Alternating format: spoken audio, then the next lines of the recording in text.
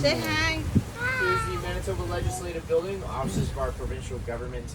We have one of Canada's largest and nicest provincial legislative buildings. When this was built in the early 1900s, Winnipeg was actually the third largest city in the country. And we were growing so rapidly at that time. Had we continued to grow at that rate, our projected population was actually around 6 million. So at one point, yeah, you were expected to be this massive city. You were considered the gateway to the West. And then they built the Panama Canal. And that kind of took away all of our importance to trade routes. So our growth slowed pretty drastically.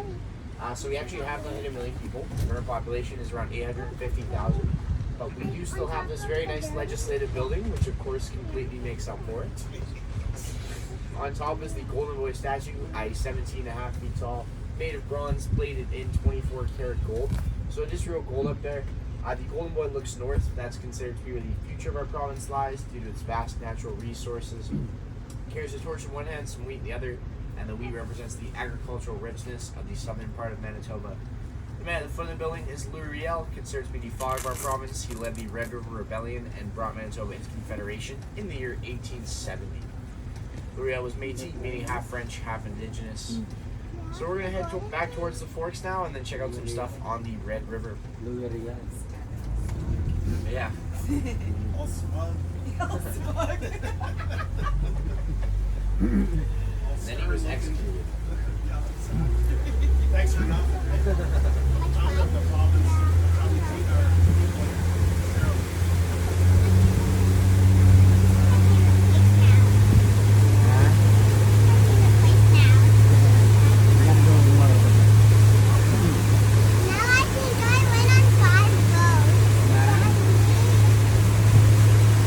You went in on this side before here? Yeah? Yeah.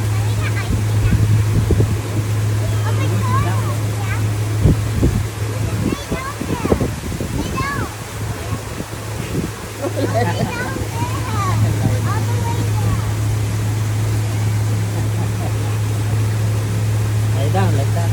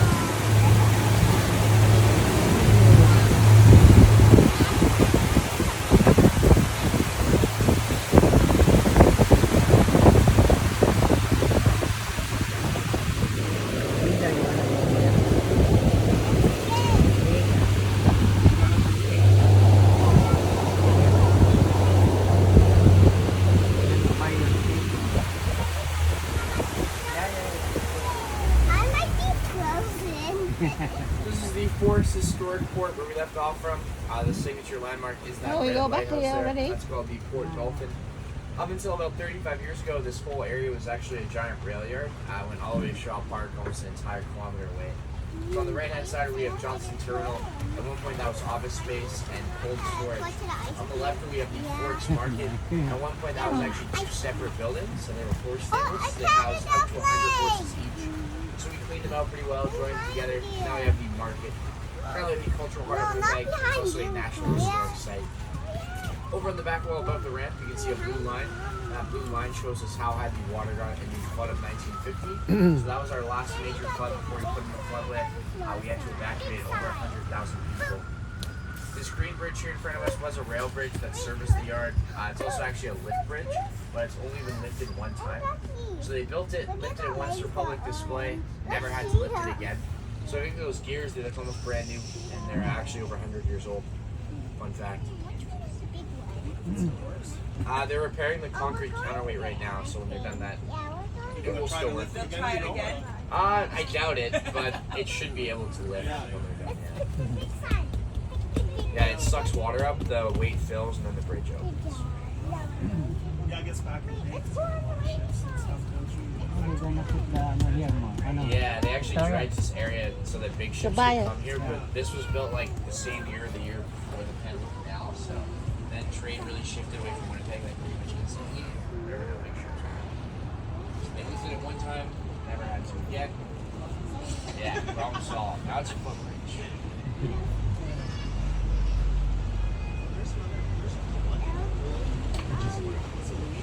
Yeah, it's swing. There's a few of them on the red too. Like the older ones, especially on the red, had to be able to open because there was a lot of steamboats and fishing ships coming up and down from like Winnipeg and North Dakota. But the like the newer ones, they don't open. So like even Main Street over there is not open. There's nowhere with yeah, none. What's up? It's hard to believe if you think Like ano. Yeah, it's zero, literally zero. Yeah, the red river. So this point right here is why it's called the Forks. This is where the Assiniboine flows into the Red River. So the Red River starts down in North Dakota, comes up here, goes out to Lake Winnipeg. From there, it goes all the way to Hudson's Bay to the Arctic Ocean. Can Over can there you on the sing left, a song? You there's guys bowls. sing. That's the Odena Circle. So Odena is an Ojibwe word. It means heart of the community. So they built that as a ceremonial site. There's also a naked eye observatory. So those curved poles that actually point out constellations in the night sky, which is pretty cool. When they were building the circle, they found 6,000-year-old artifacts there, including a stone cooking oven and also seashells you can only find on the coast of BC. Right beside seashells, you can only find in the Gulf of Mexico.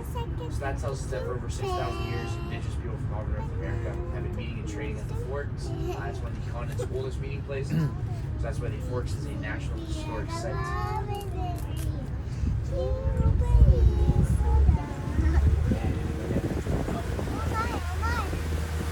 Yeah, that's the Norwood Bridge, and then the long trees around the corner.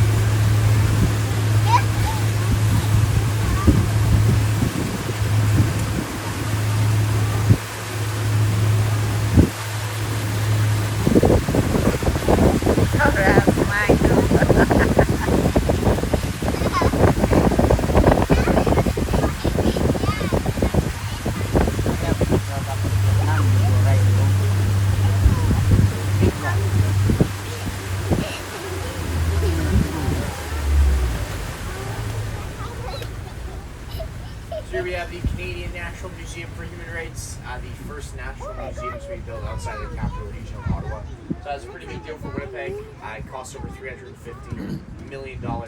Pretty significant on a global scale as well. This is actually the only museum in the world that's solely dedicated to human rights history. There's a lot of very important information in there.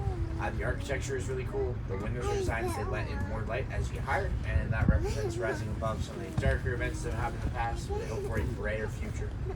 The exhibits inside are also in chronological order, so they've mimicked the architecture.